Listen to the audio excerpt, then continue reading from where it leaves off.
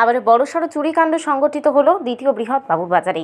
দিনের পর দিন চুরিকাণ্ড বেড়েই চলেছে, কোথাও গরু চুরি, কোথাও বাড়ি চুরি। এবার চুরের দল থাবা বসালো দ্বিতীয় বৃহৎ বাবুরবাজারে। সংবাদে জানা যায়, গতকাল গভীর রাতে কোনো এক সময় বাবুরবাজারের স্বনামধন্য ব্যক্তি ইলেকট্রিকের বৃহৎ দোকানে থাবা বসালো চুরের দল। পিছনের দরজা ভেঙে দোকান ঘরে প্রবেশ করে হাতিয়ে নেয় নগদ অর্থ। দ্বিতীয় বৃহৎ বাবুরবাজারের মাছ সেট সংলগ্ন এল আলী ইলেকট্রনিকের মালিক লিয়াকত আলী গতকাল রাত অনুমান 9টার সময় ঘূর্ণিঝড় রিমালার তাণ্ডব দেখে দোকান বন্ধ কর ওনার নিজের বাড়ি চলে যান। সকালবেলা ঝড়ের মধ্যে ওনার দোকানে আসেন। দোকানে এসে দরজা খুলে ওনার কেসের সামনে বসেন এবং কেস ড্রয়ার খুলতে গিয়ে দেখেন লকার ভাঙা দেখে হতভম্ব হয়ে পড়ে এবং ওনার পিছনের দরজা দিয়ে যান। পরপর দুটি দরজা ভাঙা।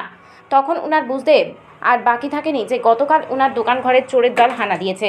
ওনার দোকানের ক্যাশ বাক্স ভেঙে নগদ 1,85,000 নগদ অর্থ চুরি করে নিয়ে যায় চোরের দল। উক্ত কাণ্ডে চিন্তিত হয়ে পড়েছেন দোকান মালিক লিয়াকত আলী। এদিকে উক্ত চুরির ঘটনায় লিখিত আকারে অভিযোগ তুলে ধরেন ইরানি থানার স্টেশনে। ইরানি পুলিশ স্টেশন থেকে ছুটে আসে এসআই তরুণী জমাতিয়ার নেতৃত্বে বিশাল পুলিশ ও টিএসআর বাহিনী এসে তদন্ত করেন। তবে আশ্চর্যের বিষয়, বাজারে পাহারা থাকা এবং একটি বৃহৎ বাবুরবাজারেও এই চুরির ঘটনা ঘটেছে। অতিষ্ঠ এলাকাবাসী একই কায়দায় ইরানি ফয়জুর আলী এবং ইয়াজে খাওড়া গ্রাম পঞ্চায়েতের এনামুল হকের বাড়িতে এবং বাবুরবাজারের ব্যবসায়ী লিয়াকত আলীর ইলেকট্রনিক দোকানে চুরিকাণ্ড সংঘটিত হয়। এদিকে লিয়াকত আলী পুলিশ প্রশাসনের উপর আস্থা রেখে বলেন, যদি পুলিশ প্রশাসন সঠিক তদন্ত করে তবে চোর শনাক্ত করা সম্ভব। এখন দেখার বিষয় পুলিশ প্রশাসন কি ব্যবস্থা করে। আপনার নামটা? আপনার নাম? আপনার বাড়ি কোন জায়গা? দোকানটা কোন জায়গাতে আছে? এটা আপনার নিজস্ব দোকান? গতকালকে কি হয়েছে?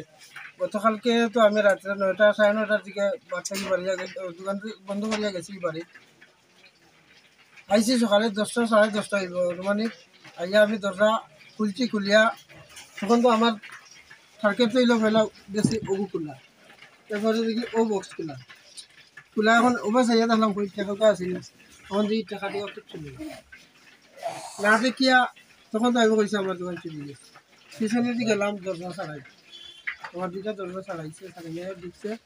এই যে দরজার লোক পর্যন্ত নাই, ওই লোক কোন দিকে ঢুকতে পারে মনে করেন? পিছন থেকে ঢুকছে, পিছনে দরজা ভাঙিয়ে ঢুকছে। এই যে দরজার লোক পর্যন্ত নাই, ওই লোকটা পর্যন্ত খুলে দাঁড়া।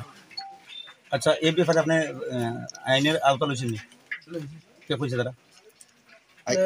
দরগা আইছে, তাইনা দেখছে, তদন্ত করছে। কি কইছে? তাইনা কইছে চেষ্টা করব। আচ্ছা, কত টাকা পরিমাণ? 1,85,000 থেকে 87,000।